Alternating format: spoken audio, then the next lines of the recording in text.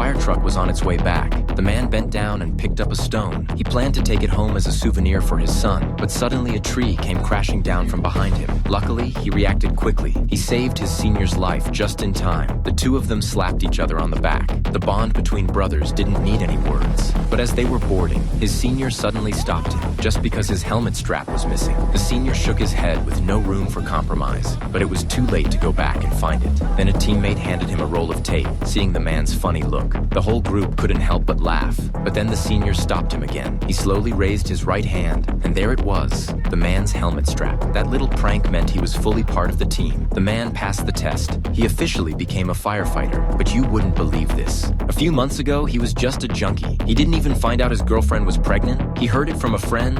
Late at night, he went to find his girlfriend. He looked at her slightly swollen belly. He promised he would take responsibility. She coldly replied and crushed him right there. He tried to plead, but she closed the door and walked away. He went back to the bar, drowning himself in his old life, only to be tossed out by the bouncer. On his way home, he saw a car door left open. The man looked around, making sure no one was watching. He slipped into the car, but he didn't notice the police car tailing him. In the end, the man was arrested and thrown into jail. He begged his mom to bail him out. This time, she actually agreed. When he got home, he slouched again. Then his mom came in and tossed him an envelope, telling him he had to move out by 7 p.m. Inside the envelope was some moving money. Without waiting for him to say anything, she turned and left. A few months later, his girlfriend finally gave birth. He stood by the window, looking at his little daughter. As a new dad, a sense of responsibility surged within him. The transformation from boy to man had begun. He showed up for the fire department interview, but the captain immediately noticed his shifty eyes and quickly realized he was a drug addict. When was the last time you used?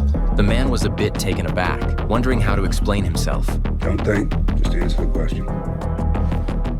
3 months ago.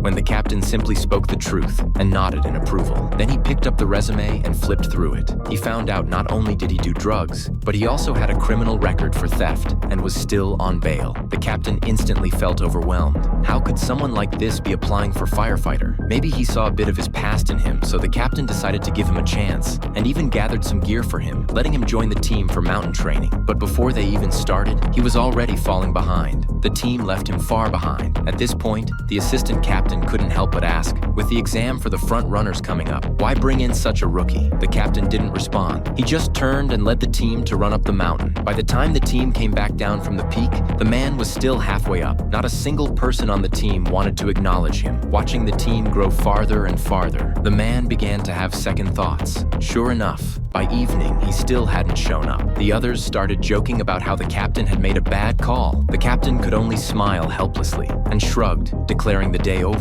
Then the assistant captain suddenly pointed ahead, and there he was, the man, panting heavily, running down from the mountain. He got to them and didn't say a word, just pulled out his phone. The screen showed a selfie he took at the top of the mountain. The captain glanced at the assistant captain, and the assistant captain, understanding, handed him a bottle of water. Because those who have been through it never mock the weak. They only look down on those who are both weak and unwilling to try. After training, the man received his daily wage. He rushed straight to the supermarket, bought a cart full of baby products, and quietly placed them at his girlfriend's doorstep. Then he silently walked away, ignoring the pain in his feet. Sometimes he would stop, just to listen to the sound of his daughter,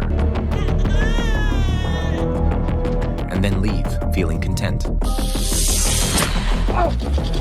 The man was quickly taken to the hospital. By then, the poison in his calf had spread throughout his body. His consciousness was fading, and his body began to convulse uncontrollably. But he refused to take painkillers, because he was afraid the drugs would trigger his addiction again. He didn't want to throw away the effort of the past few months. The ride's gonna be a lot rougher without them. You sure about that? Yeah, sure. The captain watched this scene and nodded with relief. The Vanguard assessment was about to begin. The team not only needed to meet physical standards, but also master certain professional knowledge. Yet during this spot check, the man couldn't answer any of the questions, which led to the whole squad being punished together. He endured the sarcasm and complaints from his teammates. But when someone insulted his family, I've heard some shit about her mama.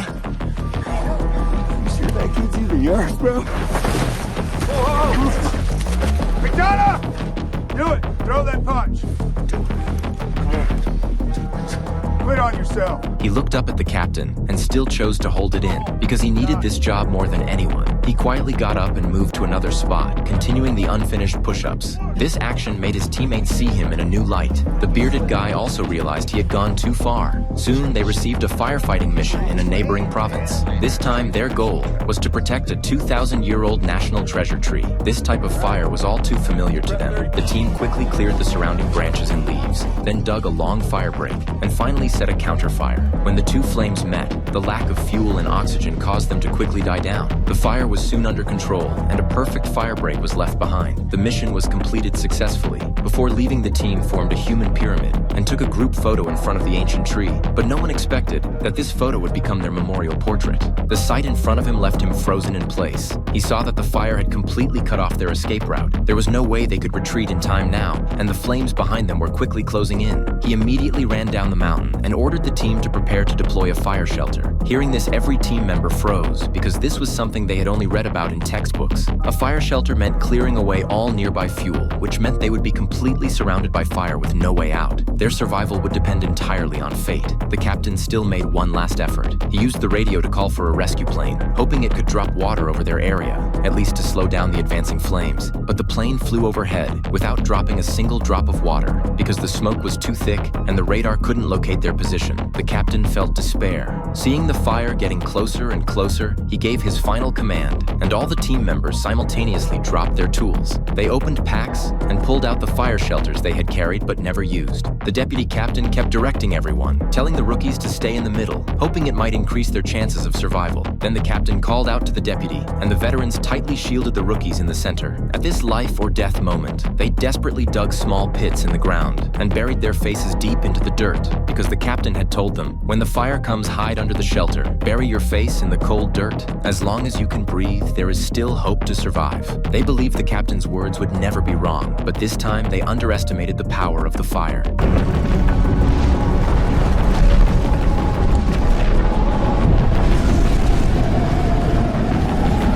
Still clutched the radio tightly. He refused to believe his comrades were gone. No one knew how long the fire burned. The once lush mountains had now turned into a field of blackened wasteland. Rescuers finally found them on the hillside, and the sight left everyone in silence. Under the scorching temperatures of over 1,000 degrees, 19 team members didn't even leave behind a single intact body. It was impossible to imagine the despair they felt under those shelters, and perhaps the only purpose of those shelters was to make their remains identifiable. Yeah, go ahead.